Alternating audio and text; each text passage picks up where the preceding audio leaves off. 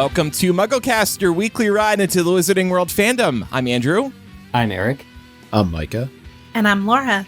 And this week, in honor of us hitting our 666th episode, we're setting Book 4 down for just a week and picking up on real-world controversy that was happening right as Goblet of Fire was published in July of 2000. And at issue was whether the series, which was quickly gaining national publicity in the U.S., was instructing young readers to take up witchcraft, join the devil, and abandon God. We really wanted to do something unique for episode 666. We'll never hit this unfortunate number again. So we'll look back at a key point in Harry Potter history. And it's worth saying we did invite Satan to join us tonight, but he was busy. He was busy. I won't ask you what he was busy with. We'll just move forward. But before we get into today's discussion, we do have some exciting news for those of you who love video podcasts. We are now releasing full video episodes on YouTube. So everybody look alive, look alive.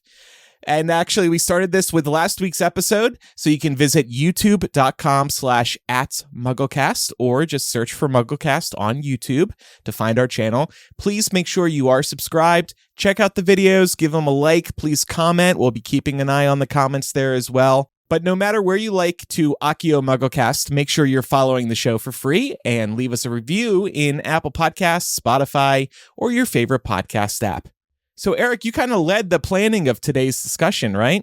It's a big one. And in fact, I'm thinking of making available via the show notes the PDF document that compiles over 40 separate primary sources from basically contemporary newspaper clippings at the time, mostly in 1999 and 2000, with some stretching as late as 2007 when we get to some controversy that we've actually managed to cover on the show before. But it was a massive task made possible by newspapers.com, which has digitized all these. I felt like in those movies when an investigative journalist has to go to the library and they do those like machines that go through like literally old papers.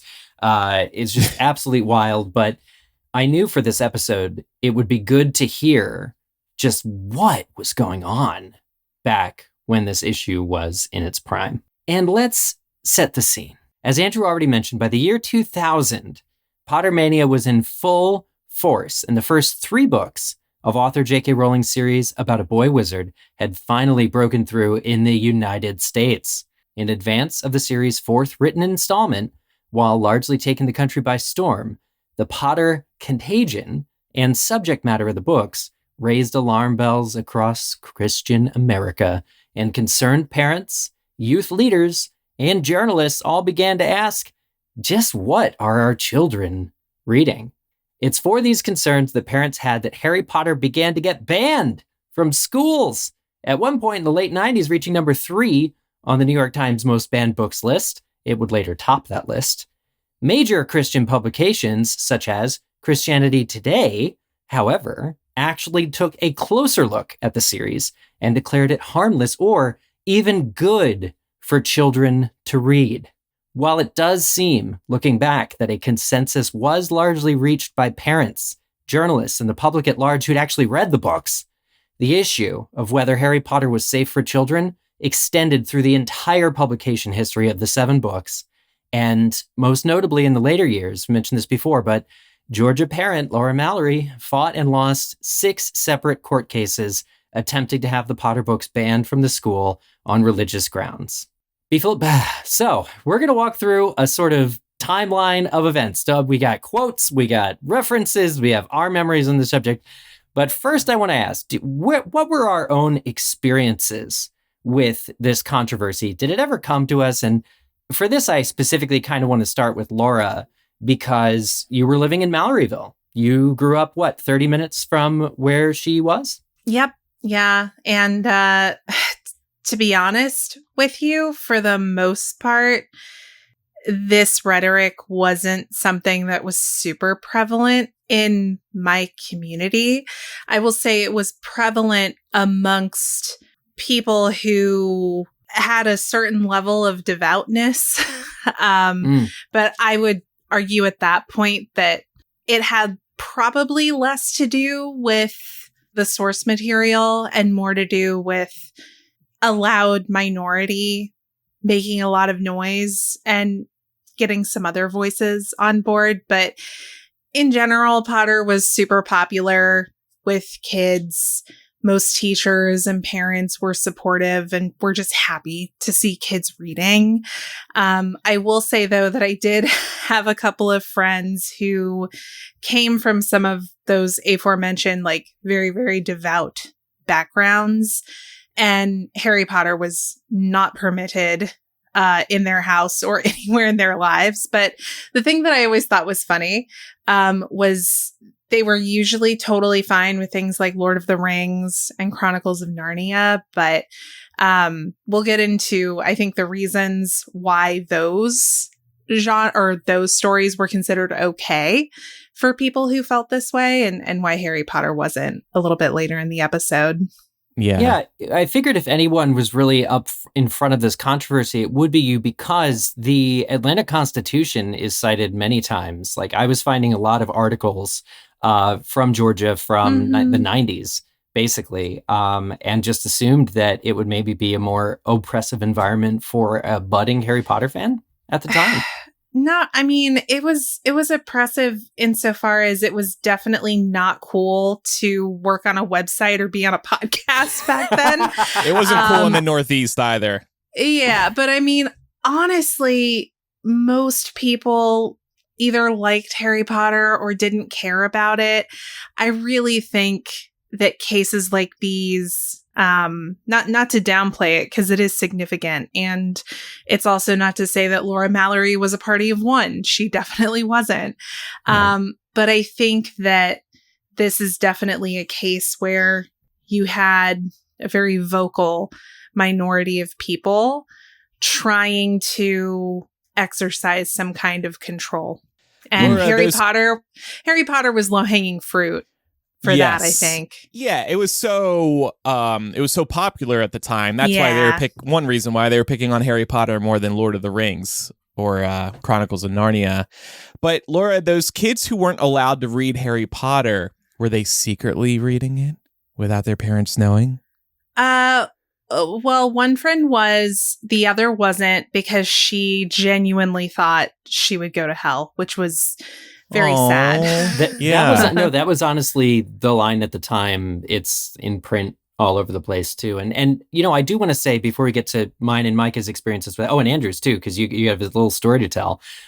This episode is not meant to actually make fun of anyone who was critical of the Harry Potter books.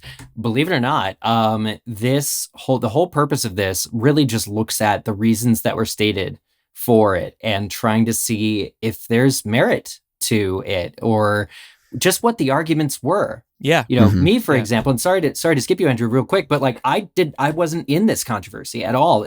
No teachers were, kind of come under fire in my school for this. I was 12 at the time. I just cared about Pokemon cards. Like this missed me. This controversy in the 90s missed me. It wasn't until we started doing MuggleCast and the Laura Mallory thing came about 2006, 2007, that I was even aware this was an argument. But reading back and looking at these, sort of written arguments for why people thought it gets serious. It's not all, laughs and buffoonery. These are parents who are really deeply concerned that their children are reading something that will either flat out indoctrinate them or lead down a slippery slope. And Micah, similar for you, you only found out about it really thanks to MuggleNet, right?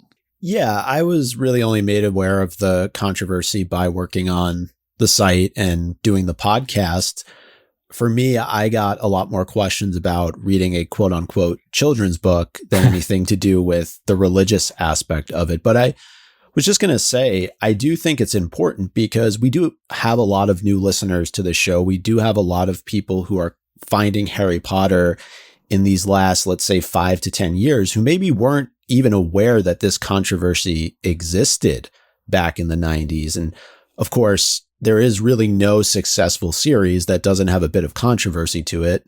Today, it has a much different type of controversy surrounding it than it did back in the 90s. But this is certainly something that was part of the narrative throughout the course of all 7 books. It was. So for me, I mentioned I was living in the Northeast. I was in southern New Jersey. And while the books weren't banned and there wasn't an effort to ban them in my school or in my state, my 5th grade teacher actually did try to forbid us from reading the books in her class. And I think it was simply because of how popular they were. And for whatever reason, the teacher thought they weren't worth reading. And my mom actually called my 5th grade teacher, Mrs. Degnan, I haven't forgotten, and said, let them read the book. So +1 for my mom for doing that. But the funniest thing about all of this is that my 5th grade teacher didn't want us reading the book, but my 4th grade teacher introduced us to the Harry Potter books. My 4th grade teacher, Mrs. Wilson, read Sorcerer's Stone to us in class. So she introduces it to us, and then next year the teacher tries. Mrs. Degnan was the Umbridge of Haynes Elementary. We find ourselves locked in a battle, not between these old players, the devil and God, but the 4th grade teachers versus the 5th grade teachers in their curriculum differences of opinion. This is a tale as old as time. This war will never be won. So yeah, I was lucky to avoid the controversy, but down in the South, religion is deeply rooted in everyday society. And I'm glad you mentioned that, because that's global. No, it is. It is global for sure. There's an article. Okay, one of the early defenders of Harry Potter was Judy Blume, and in a New York Times opinion piece on December 6, 1999, that article that quoted her also stated that there were already book bannings, actual bannings in Minnesota, Michigan, New York, California, I've yet to name a southern state, and South Carolina. So this was not just South. This was not just South America, North America. You know what I was saying. Yeah. These books were being banned in non-Bible Belt, quote unquote, states as well. That's all fair. Maybe I should add that I was saying, when I go to the South, at least, I just see religion more deeply rooted in everyday life than I do in New Jersey specifically. There's a reason it's called the Bible Belt. However, I did notice, Andrew, you said you were from South Jersey. So yes, well, South. We Jersey. do call it South Jersey, but not because it's down near Georgia or something. It's just the southern half of the state. Were telling us earlier you make good use of Bibles when you podcast from hotel rooms. Oh my god! I do. Well, look, sometimes you need to elevate the mic when you're recording from a hotel room, which I probably will be next week. And if there is a Bible in the hotel room, I'm going to use it to prop up the microphone. I'm not burning it or anything. I'm just elevating the microphone so you could hear me loud and clear. You're like, Jesus, hold my mic.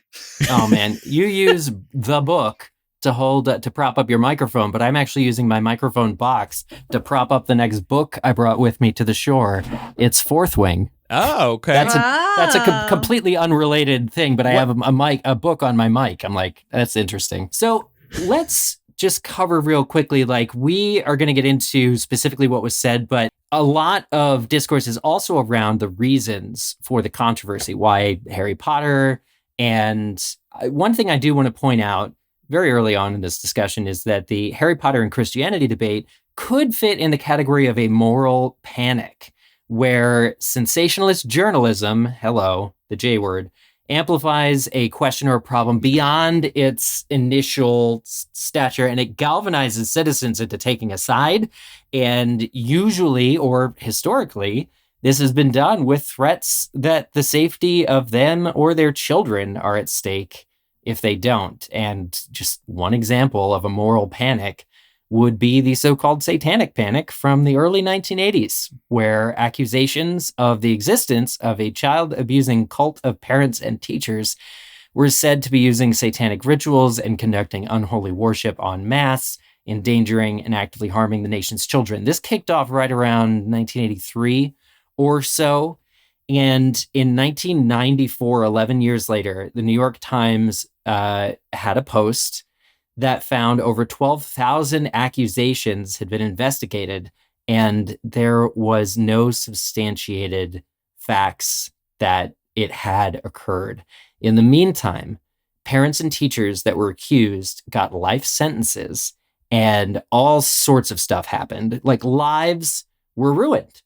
And it's important to show the sort of implication of what the media can do to a problem.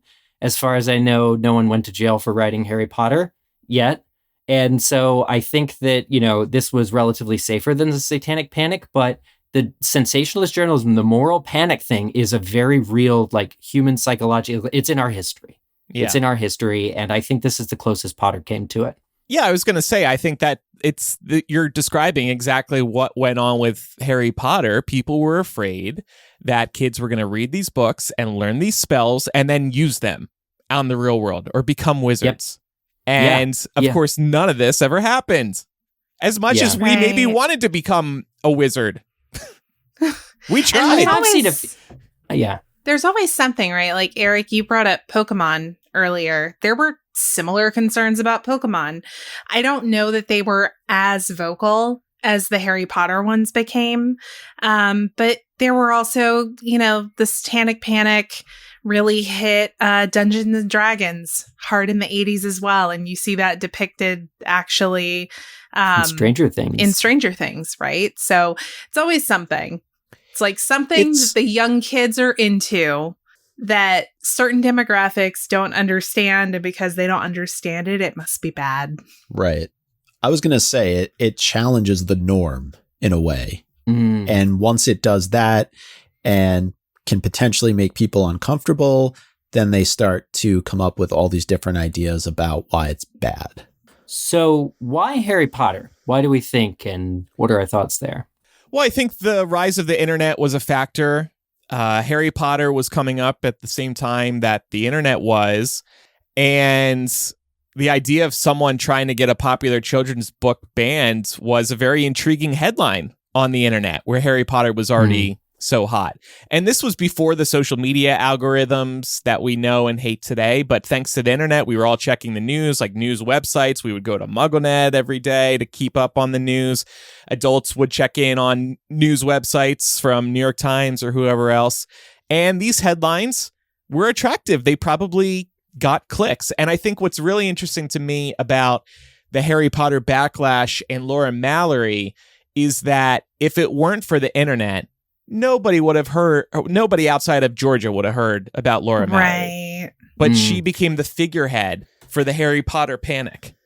Thanks to the internet. The majority, that is all true in like 2005, 2006. But in the 90s, this was being written about on just local papers. And groups like Christianity Today, publications had to address the concerns that they were getting from like opinions to the editor and letters to the editor and like the opinion section of like local papers. So like, there was like very much a grassroots movement of, concerned parents that you hear about doing everything they could in print media to try and raise alarm bells. And then you're right, by the end of it, they actually had the means to do so via the internet. I also think that, I think, Laura, you touched on this too. Harry Potter was popular, and anytime something is popular, my dad actually tried to ban Pokemon from me. He wouldn't let me watch it after school. He said, your grades are suffering. You come home, watch Pokemon the animated series. You should be doing your homework.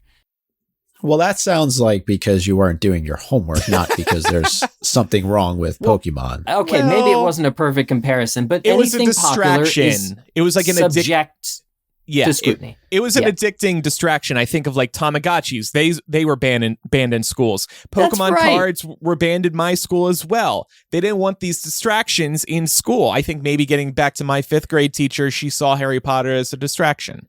Yeah. Right. So, just to add on to, because I do agree with what Andrew was saying earlier about the rise of the internet and the fact that, if I'm somebody living in New York, I could go on to the Atlanta Journal-Constitution's website and read about Laura Mallory.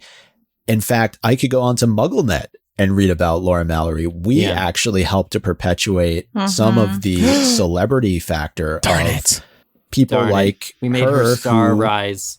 Were so adamant against the Harry Potter series. But this controversy is pre-MuggleNet, though. It is.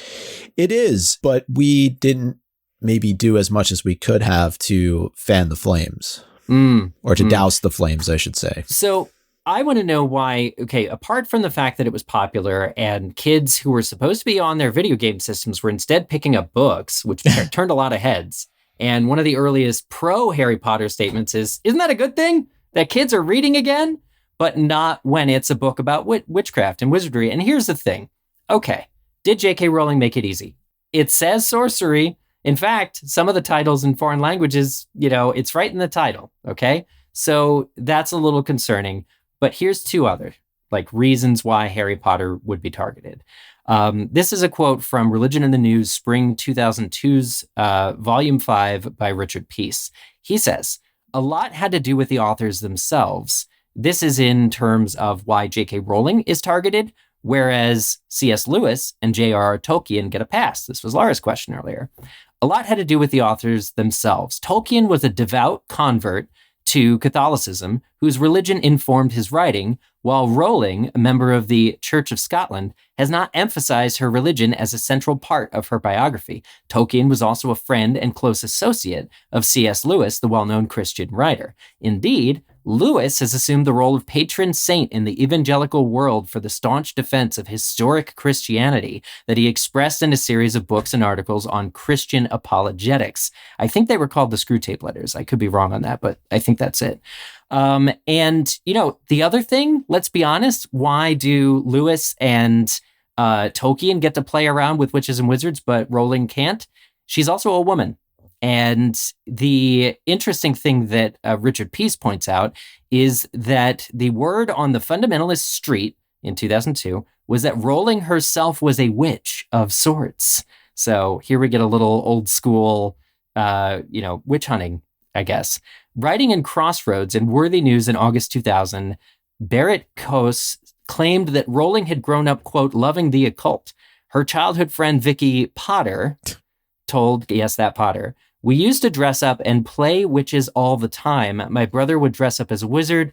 Joanne was always reading to us. We would make secret potions for her. She would always send us off to get twigs for the potions. So not only is she a woman, and women okay, is this childhood play? So because you had an imagination, you're a witch. Right. You wanted That's to what dress this amount, up. but also because you're a woman, because women are witches. They all are in league with the devil, right? And the potion made her a great writer. Ooh. Wait, are you saying potions work? Yes, I am saying potions work. We're going to talk about that. So before we continue the discussion and especially focus real quickly on why Christians, let's hear a word from our sponsors.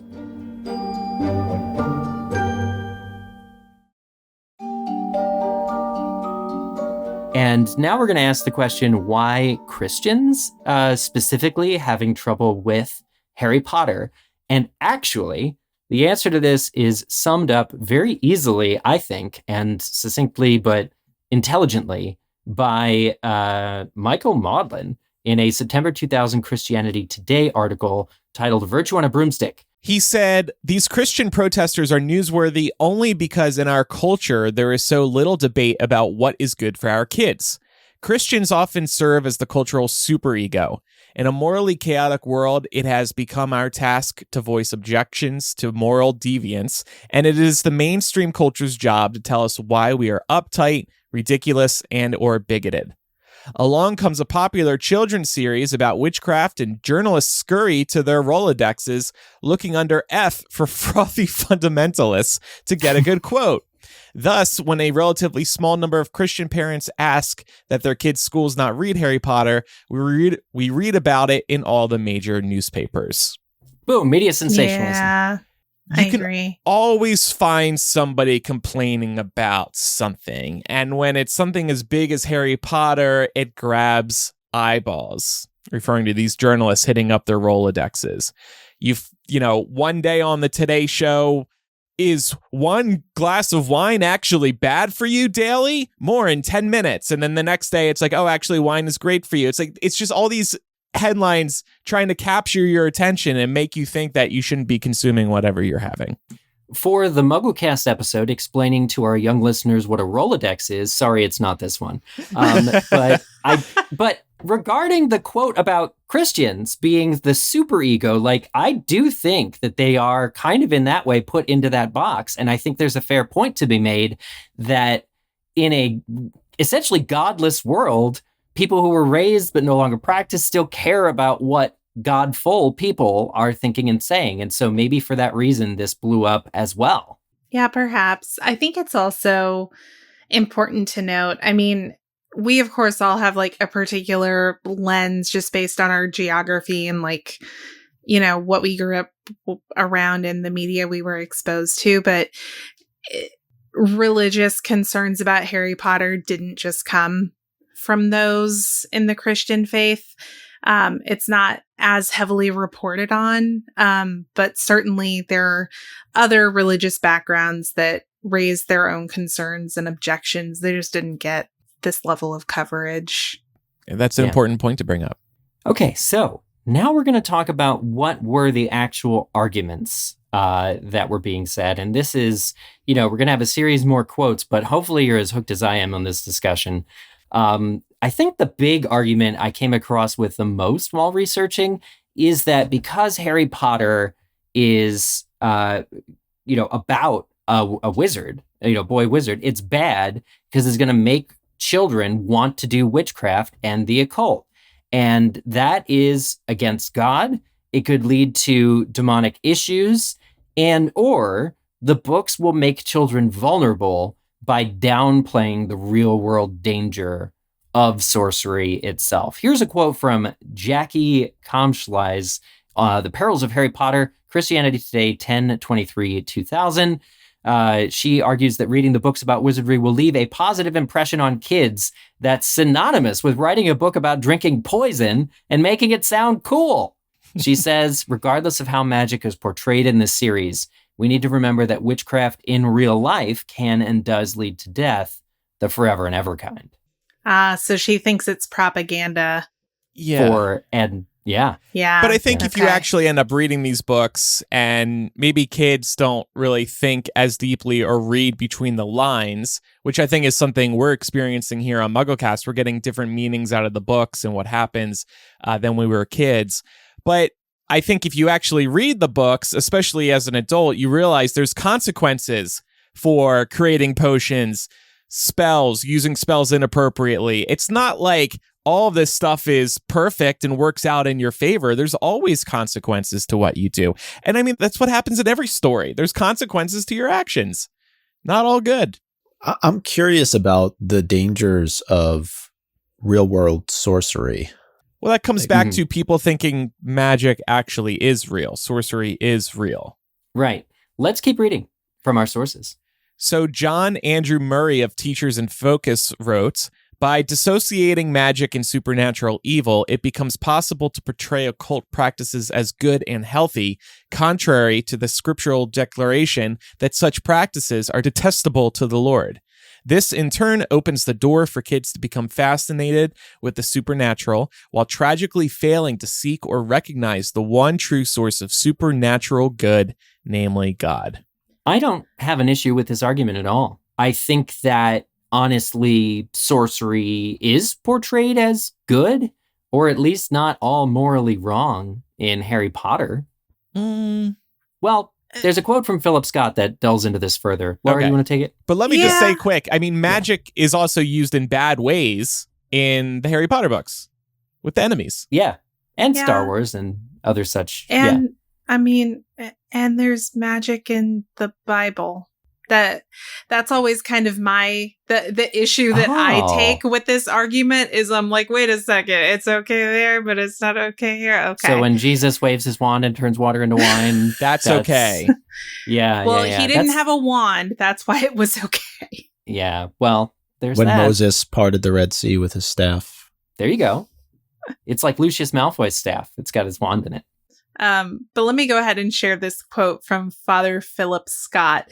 So he was quoted in an article titled Harry Potter, Agent of Conversion by Tony Collins in the Catholic Culture in Envoy magazine in 2001.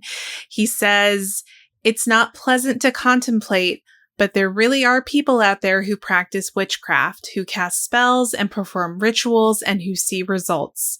J.K. Rowling writes as if their powers can be channeled into good, and that is the great danger of her books.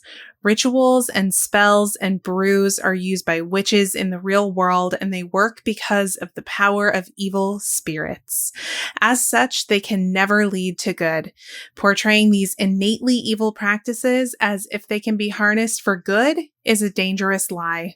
To this, I'll say whenever you do something like tarot, those things are based on practices that involve tapping into energies. And so, the fundamental practice of Wicca as a religion and other such similar pagan religions or rituals are all exactly the kind of rituals that Christians are against, or that the Bible is against, and says is literally not of God. So the cause for alarm here, I think, can be completely understood in that, there's no good sorcery, is what these people are saying. Well, I think about it this way, and obviously I disagree with the reasoning here, but if you truly believed that magic was a real thing and was bad, it makes complete sense that you might buy into this kind of argument. I can say that I think it's unfounded and wrong and lacking in any kind of substantive logic, but I can't argue with the way someone feels. If somebody gets the heebie-jeebies about anything that they would consider to be like dark magic or dark sorcery, there's nothing that I can say to that person to not make them feel that way.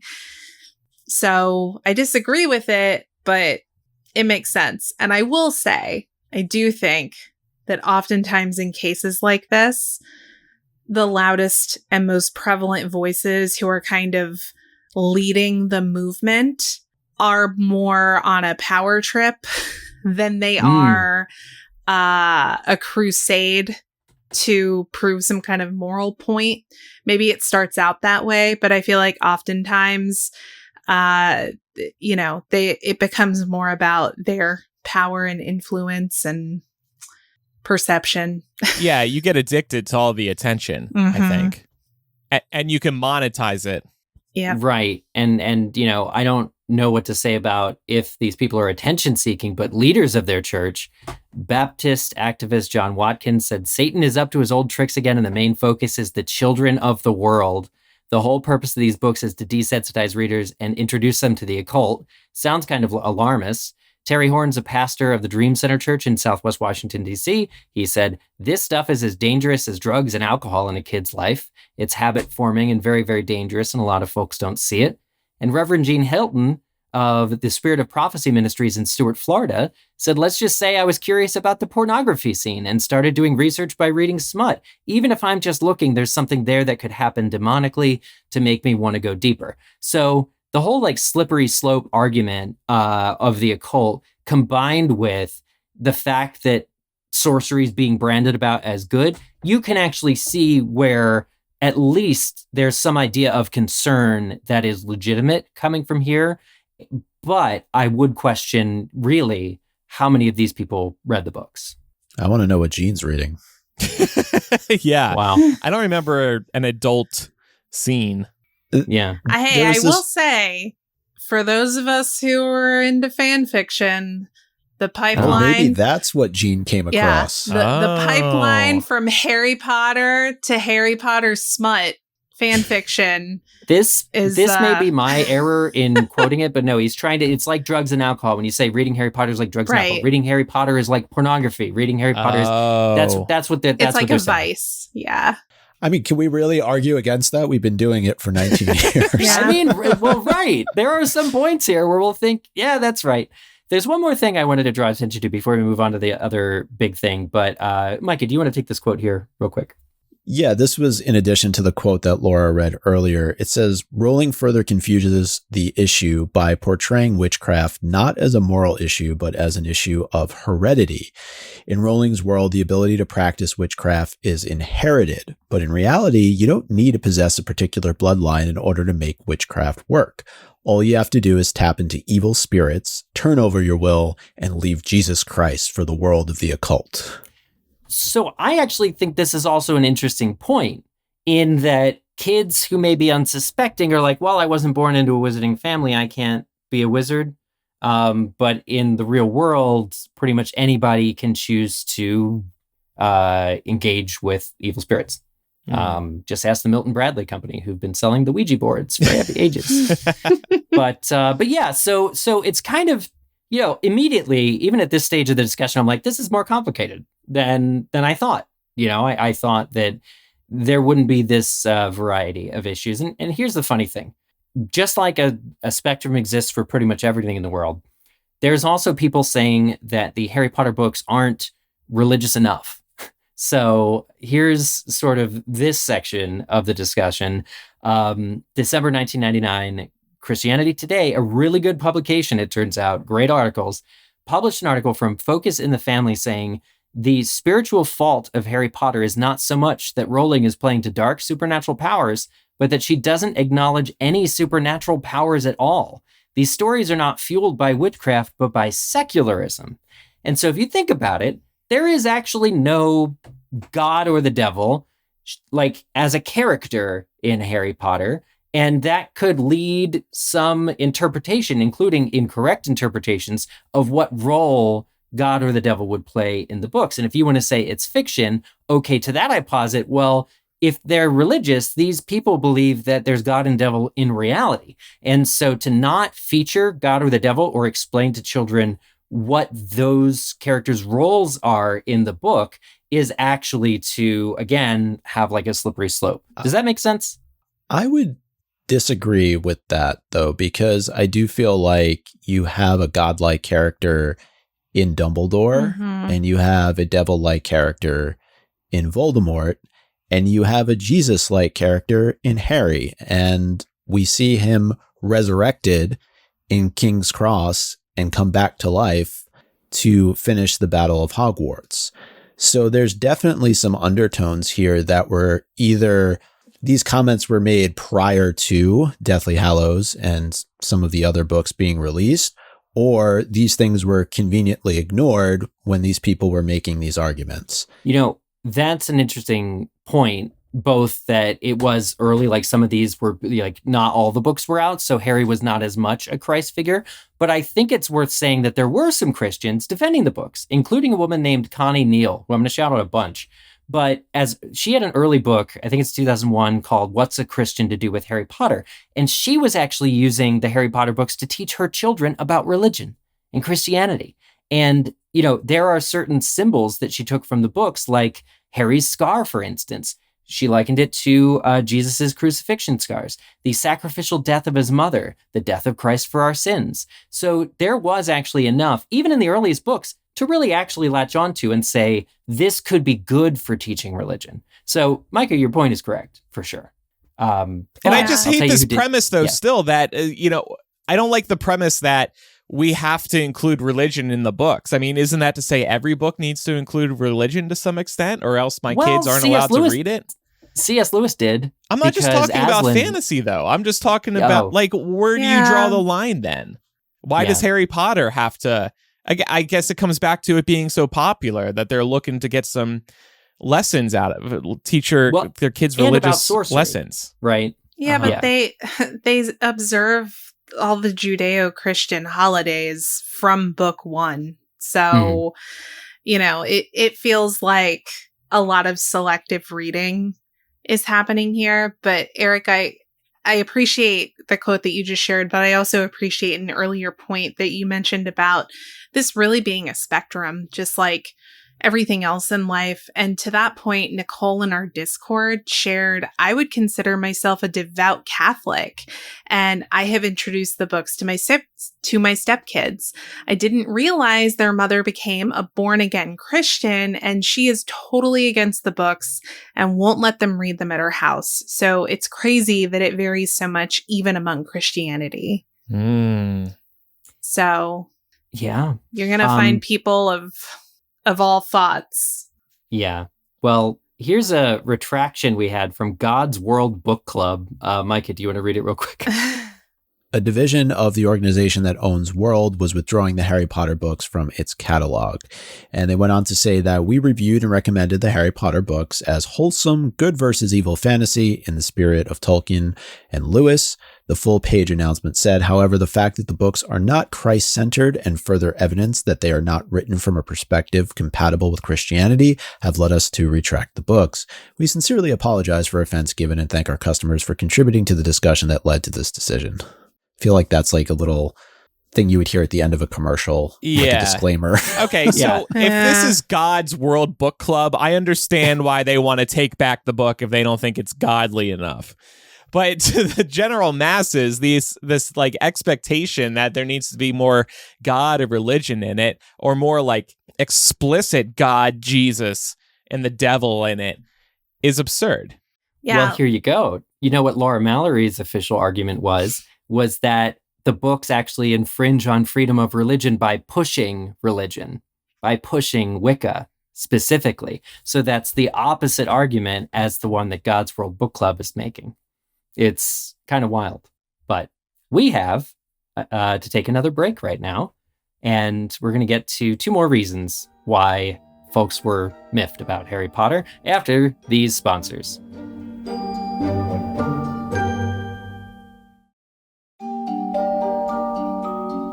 Okay, this one I think might get the most traction with me as far as an argument for banning Harry Potter on religious grounds. And it's that the series is intentionally demonic. And I have one primary source from this, and it's the article we mentioned further, HP Agent of Conversion by Tony Collins. Here's an excerpt. I think this will blow your mind because it blows mine. Rowling then presents a perversion of Catholic theology in the first book when a unicorn is killed just before the climax. Quote, "The blood of the unicorn will keep you alive, even if you are an inch from death, but at a terrible price," writes Rowling on page 258. Drinking blood will keep us alive? Yes. When I first read this, I wondered if we were about to see a Catholic metaphor that might redeem the entire book. The next phrase kept my hope alive. Quote, "You have slain something pure and defenseless to save yourself," end quote. Yes, I thought, we are about to see a Eucharistic analogy. But then my eyes traveled to the next line on the page. Quote, "You will have but a half-life, a cursed life, from the moment the blood touches your lips." I felt as though I'd been punched in the stomach. It isn't the crime of killing the pure and defenseless unicorn that curses, but the act of drinking its blood. What a horrendous twisting of the biblical promise that drinking the blood of Jesus, who's the purest of the pure, will bring us eternal life. The antithetical notion that a pure creature's blood will bring us a half-life, a cursed life, is a slap in the face of Catholics. Reading this excerpt, it kind of seems like Rowling was trying to subvert the Eucharistic thing. Like, don't you think? A little bit? No, No? I don't.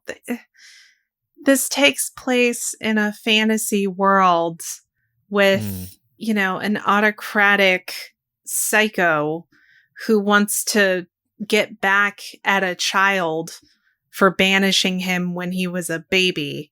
And he's going to do anything he can to build himself back up.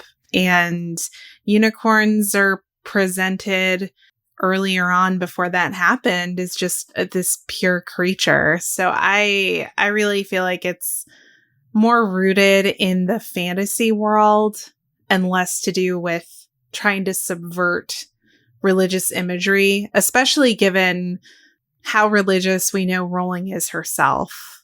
And I was talking about consequences earlier. This is another lesson in consequences. You drink the blood, you're going to have a cursed life. You're going to live forever, but you're going to have a cursed life. This is a book about choices. This is a choice you can make here. Yeah. Another thing worth mentioning is that last year, Nicholas Flamel celebrated his 665th birthday, and that's in book 1. Yeah. For people who had just read book 1 in the late 90s, they would realize that Nicholas Flamel is 666 years old. Same number as our episodes. And, why? Why, honestly? Nicholas Flamel, it's not really, that was so long ago, nobody knows exactly when he was born. I looked it up, it said 1330.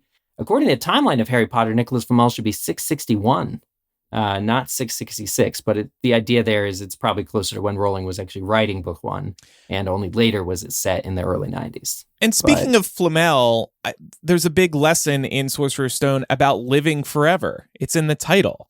And I think one of Rowling's messages was living forever, as a lot of kids might want to do when you're young. Oh, living forever sounds amazing. It's not all it's chalked up to be. Well, and that's the interesting thing, because the religion is all about eternal life. Religion is all about eternal life in Christ and in God, and living in, going to heaven to live forever versus hell, which is just nothingness. So I think that what people were picking up on is actually the symptom of the beginning of a fantasy world being built, which would touch on some of these same similar tenets, but too early for them to really explain the significance of where Rowling was going with it. I think that these arguments, which were all happening, were like, too soon, because by book 7 I don't think you'd make this argument, even though Laura Mallory did. Right. And for me, if I was making the argument that the series is intentionally demonic, I would focus on the fact that Voldemort was resurrected through cult-like means and tethered himself to this world by actively killing other people and attaching parts of his soul to objects of worth. That has never been brought up. And apologies, I didn't read all 80 pages that you pulled together, Eric, but in most of what I saw, nothing about Voldemort really is brought up. And he's like the supreme evil. So you would think that there would be more comparisons. I do remember that his one quote of, it's Quirrell actually saying, "I realized when I met Voldemort that there is no good and evil, only power in those too weak to seek it." We all know the Ian Hart performance of it in the movie. But that out of context sounds like a bid to do evil. Don't worry, kids. There's no real evil. It's only weak fools that don't want to seek power. And completely out of context, that quote is damning. But in context, absolutely not. The bad guy is the one saying that. So it's not meant to, I think this comes down to parents not trusting their kids to know the difference. When a bad guy says something and he's advocating for something, that doesn't mean the book is advocating for it. Right. And again, that takes us back to it just really making it seem like a lot of these vocal opponents didn't actually read the books, or at least read one book in its entirety. Yeah. And then there was the argument that the series is generally immoral. This is my favorite. Okay. Because can we refute this? Well, we might be. Well, you know what? Actually, reading this quote, I was like, I feel like this sounds like us on MuggleCast sometimes. So, for example, Harry can lie and cheat and is rewarded for it. The Harry Potter Agent of Conversion article says, much like some American college football heroes, Harry receives not a lick of punishment precisely because he's such a great athlete. Book 1's Remember All scene. Even the points that Harry and his friends lose for their school house during the course of the first book are handed back to them with bonuses at the end, and enough so that their house wins the coveted school cup. What's the overall message here? If you're cute enough, talented enough, strong enough, or clever enough, you don't have to worry about following the rules in your little corner of the universe. This is hardly teaching the difference between right and wrong. Fair. Yeah, I mean, listen, sounds like this person might have some beef with Dumbledore. They could belong on this panel. Dumbledore problem, sir. Look, I like this argument because it's like, forget about trying to prove that the books are evil and just say they're immoral because Harry lies and cheats his whole way through all 7 books. And I'm like, where's the lie? Lies, cheats, breaks rules. Here's Selena. Yeah. What were you going to say, Mike? He gets detention. It's not like he's not punished at all. Yeah. Only the worst teacher gives him detention. Not always. I mean, think about it. He's had to make a couple trips into the Forbidden Forest. He's done detention with Snape. He's done detention with Lockhart. He's done detention with Umbridge. He doesn't always get off scot-free, but then there's also instances where, he's able to skate by based on his name. But I don't know, I don't fully agree with this. I don't think he gets a free pass every time. No. Also, no. Who cares? This, I'm sorry, but These parents.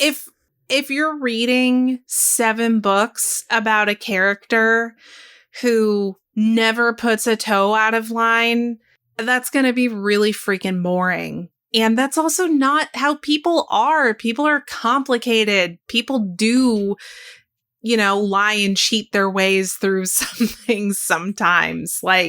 That's also part of growing up and learning how to push boundaries and when it's appropriate to do so. Okay, I guess if you want to be mad that a book about a teenager portrayed that teenager acting like a teenager, go off, I guess. Yeah, I mean, some people bring up Edmund in Lion, Witch, and the Wardrobe too, betrays his siblings and stuff. But I think ultimately these characters sin so that they can repent and be forgiven. That's the whole point. You're supposed to see people make mistakes. You learn from those good mistakes. Yeah. Hey, it was some good Turkish delight. Let's be real. There is no good Turkish There delight. isn't a person on this panel that wouldn't have gone for that. Yeah. Okay. Fun story about that. After I read Lion, the Witch, and the Wardrobe as a child, I insisted to my mom, you have to get me some Turkish delight. This sounds amazing. I want some. She got it for me and it was awful. It's bad. It's really bad. It's the greatest trick C.S. Lewis ever pulled, was making us think Turkish delight could be good. I thought it looked in the movie like funnel cake. I thought it would be fantastic. It is not funnel cake. Apologies to anyone who likes Turkish delight who's listening. So now that we've covered, and also we've covered all of those reasons why parents were complaining. And it's true too, even the teachers at Hogwarts wink and nod at Harry's lies and his power grabs. That's from Selena Kansas Journal in 2005. But for these reasons and more, as we said, the Harry Potter books topped the American Library Association's banned books list in the year 2000. So it really was the most banned book in America. This book that made our lives and changed our lives and has given us so much. We're such was baddies. The most banned book. We're such baddies. So, we're so badass. Were there reasons for all these bans? Was there ever any evidence suggesting that kids actually converted to paganism or participated in witchcraft? Yes. No. An AP article on November 10th, 2001, that is the release of the first Harry Potter movie. I'm going to quote from now. Though more than 50 million copies are in print worldwide, there has been no evidence of widespread conversions to paganism or witchcraft. Annie Norfolk of the London-based Pagan Federation said, the books have created no serious interest in his movement because they don't appeal to older people seeking spiritual options who see the Potter books as rather uncool. See, if I were him, I'd be sad. I'd be like, wait, this backfired. I want the books to make the kids interested. This was 23 years ago, though, Andrew. A lot has changed since then. We have a huge Harry Potter fan community where people dress up as witches and wizards. They go to conventions. They cast spells at each other. But did they convert to paganism or witchcraft?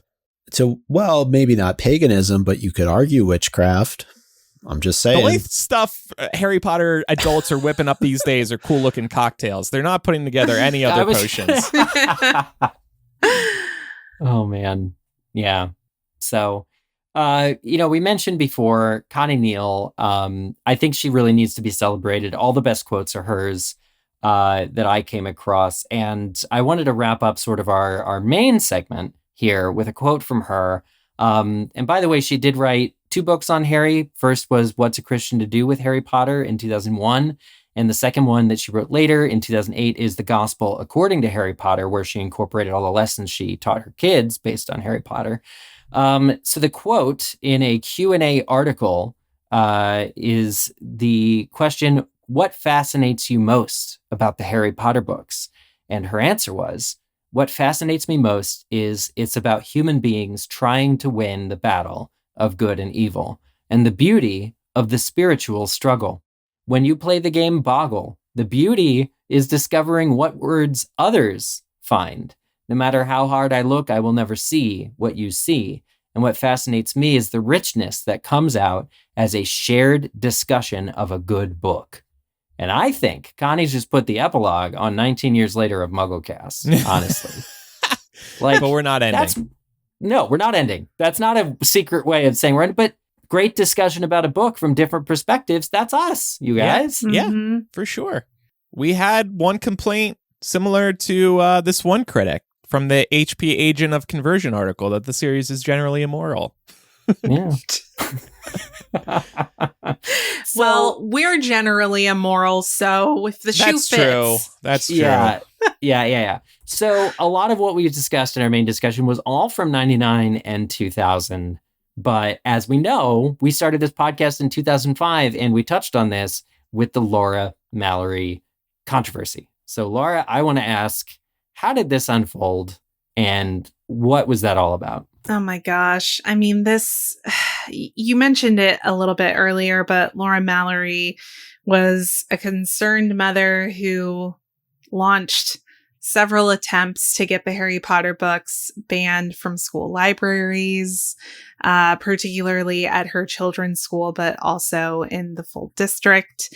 And if I recall correctly, it's been over 20 years. She was definitely trying to push the argument for a while that Harry Potter being present in school libraries violated separation of church and state because it was allowing public schools to promote witchcraft as a religion. So that was one of the arguments that she took. Of course, she presented a lot of the same rhetoric that you heard in today's episode. And she was just kind of cringe, honestly. And I think the thing that is so funny reflecting on this is I feel like she got way more national notoriety than she did local notoriety. Like, I always just kind of felt like, oh yeah, it's just this kooky lady who just happens to live 30 minutes away from me. Because again, I think the powerful thing about Potter is, it may have been the most banned book in the year 2000, but that didn't stop the fervor. In fact, if anything, I think it drove the fervor further because, yeah, you could try to ban it in public libraries and schools, but that wasn't stopping kids from getting their parents to buy it for them or borrowing it from their friends. So it just really wasn't something that could be contained. And Laura Mallory obviously grappled with that. Hence why she tried to levy the case like 6 or 7 times. Yeah. Yeah. One of our sources is a timeline of events, and essentially she challenges the book at J.C. McGill Elementary and all Gwinnett County public school libraries. Mm-hmm. The elementary review panel says the books have merit and should be available. She then appeals to the school board of Gwinnett County. The hearing officer recommends the books stay. Then there's a school board holding another hearing. She then appeals to after their unanimous ruling, she appeals to the State Board of Education for Georgia. Funny enough, state results of board things are public. And so here, I looked it up. And here is the official ruling, the Georgia State Board of Education. Appellant's case suffers from the fact that she did not present any evidence to support her allegations. This is after 2 years of trying to get these books removed. Her evidence consisted of unverified hearsay that she obtained from the internet. Oh my God. The local board could discount all such unverified documents. She did not introduce any evidence concerning the tenets of Wicca, nor did she point out specific examples of text within the books that constitute the promotion of Wicca. In effect, then, her allegations remain bare allegations. Although appellant may claim that the school system similarly failed to present any hard evidence to support its case, the school system did not need to present a case if appellant failed to present one, since she had the burden of proof as a challenging party. yada, yada, yada, yada, yada, yada. Yeah, too Based much upon the legal foregoing, jargon. it's the opinion of the State Board of Education that the local board did not abuse its discretion in deciding not to remove the Harry Potter series of books from the media centers of its schools because appellant failed to establish that the books promoted the Wicca religion. So, after 2 years of fighting, the court found that she didn't present evidence. And I'm sorry, when you make a claim, it should have to be backed up. And that just wasn't the case, apparently. It was all rhetoric. She should have written a memoir and a book about all this. I mean, that's her big mistake. She spent years working on this case. All for what? For us to talk about it. I mean, we're getting played right now. She's going to hear about this episode. She's going to be like, they're still talking about me? I live rent-free in their heads. Oh, she really should have written a memoir. Accio book Mischief fan. Mallory. Oh. There was that time we called her.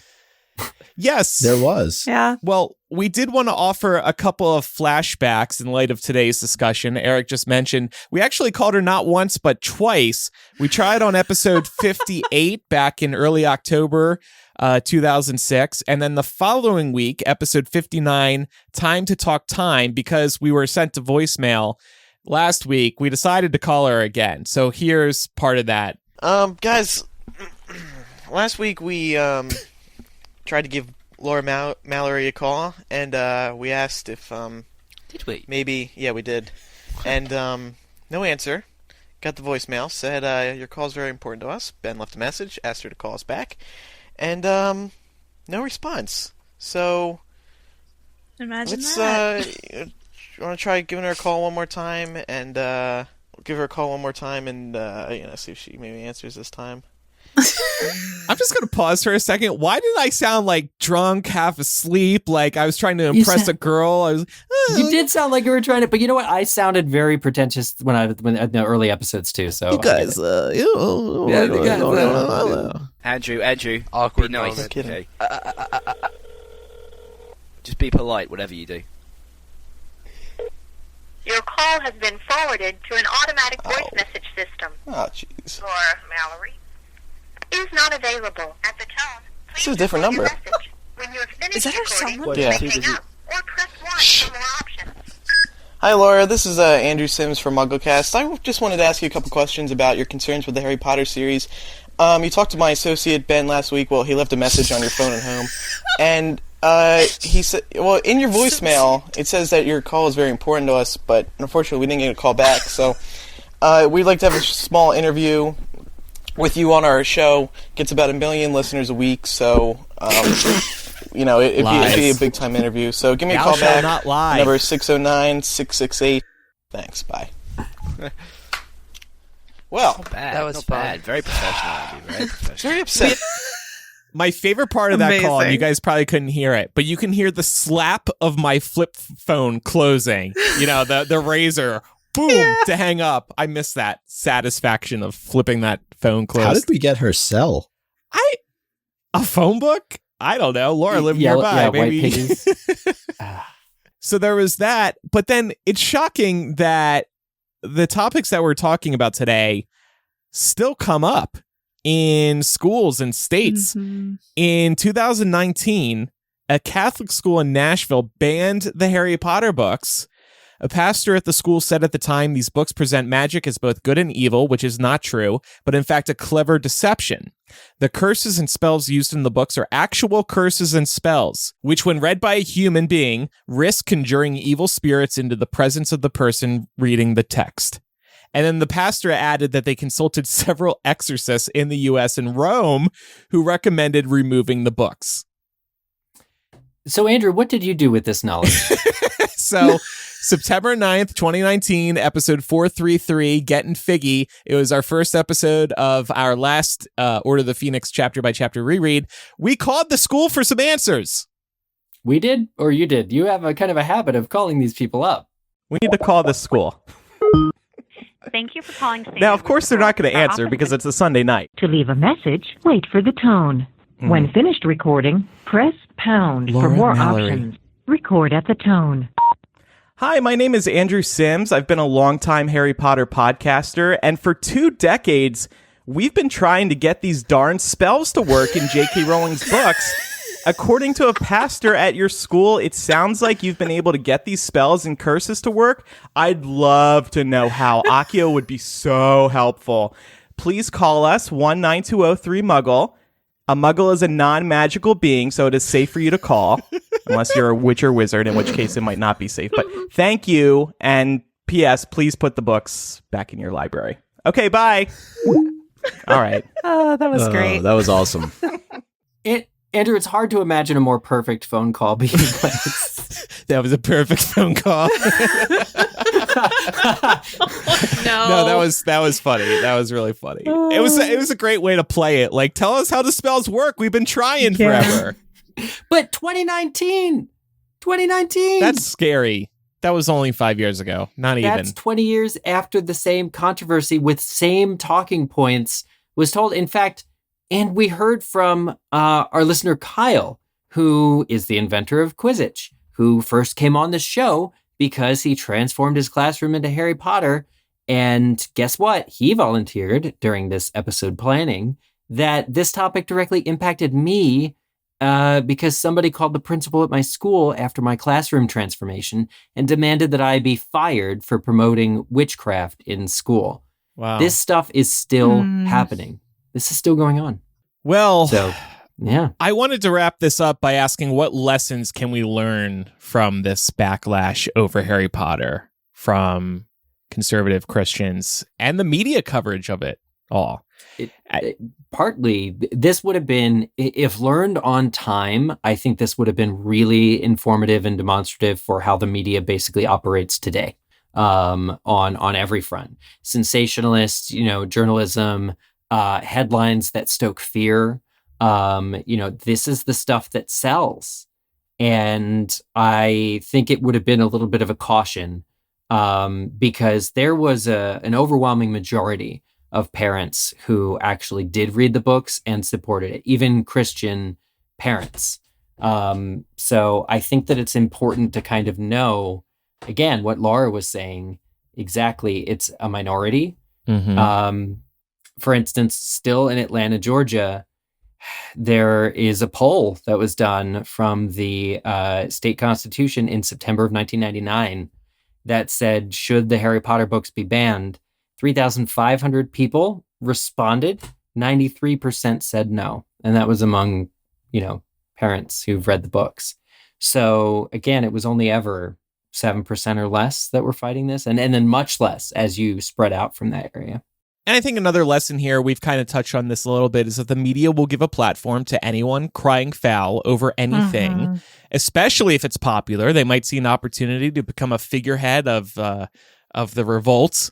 And as we've seen in the media over the last 10 years, and increasingly so, there's money in being contrarian. There's money in being on the opposite side. Yeah, I mean, this is just me reiterating what I said at the top, but in my personal experience, even though I did grow up in the Bible Belt, most people weren't thinking and talking like this about Harry Potter. Again, I knew a few people personally who held these views, but the vast majority of kids my age loved Harry Potter. And their parents were just happy they were reading. And speaking of that, I think children did take the right messages from these books. There have actually been studies looking at this. And Harry Potter made a positive impact. I think Harry Potter taught empathy. Was that the study? Is that what the study showed? Something like that. Yeah. I think so. And kids got the right messages that there was good and evil in the books. Harry made the right choices. The bad guy loses at the end of the day, and it is our choices, Harry. And no one turned out bad. No kid who read it became a witch or wizard, unfortunately. Mm-hmm. And you got a resurrection arc, too. So, yeah. What more can you want? It's a win-win. Yeah. I think it comes down to, though, like, parents have the ability to control certain things when it comes to their kids, and that's their choice. But when you're trying to extend that influence into other people and restrict other people's right to read what they want, that's where the problem arises. And we were talking earlier about the media piece of this. I'm starting to wonder too, as J.K. Rowling wrote the later books, particularly with Order of the Phoenix, and the role that the Daily Prophet was playing, could some of that have been influenced by her own experience going through this in much of what, we've just covered in this last episode? Like to make it a little bit more explicitly pro-Christian? No, just a lot of the themes that were discussed when you were talking earlier, Eric, about how the media can be used to a specific end and can, if you look at a lot of what we've just discussed here, maybe it was the fact that she was impacted in such a way. I'm not sure that she really cared at the end of the day, but just the way the media can take certain viewpoints and elevate them without a whole lot of basis of fact. Yeah. I think that the series wasn't written in a vacuum. And I think there are examples of the later books being affected by the earlier books' reception. Mm-hmm.